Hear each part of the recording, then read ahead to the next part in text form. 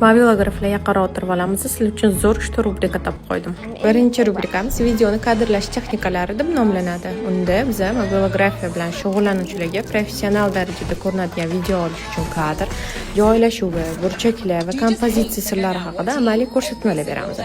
Nega topga chiqadi bu? Foydalanuvchilar chunki o'rganib, darhol sinab ko'rishi mumkin. Bu turdagi kontent eng ko'p saqlanadi va qayta ko'riladi. Ikkinchi rubrikamizda telefon uchun ilovalar tavsiyalari deb ataladi. Keyin auditoriyaga foydali, kreativ va samarali ishlash uchun kerakli mobil ilovalarni tanishtirasiz.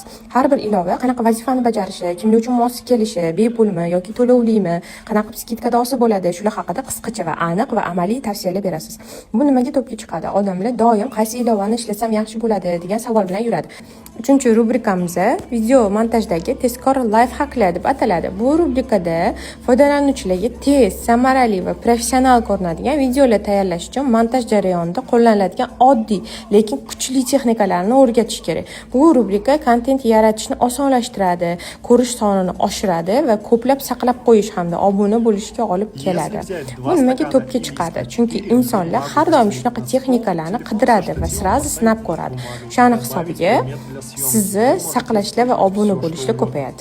Mani sahifamga obuna bo'lib qo'ying, kuzatishda davom eting va keyingi rubrikalar siz uchun chiqishini xohlasangiz kommentariyaga o'zingizni nishangizni yozib ketishni unutmang.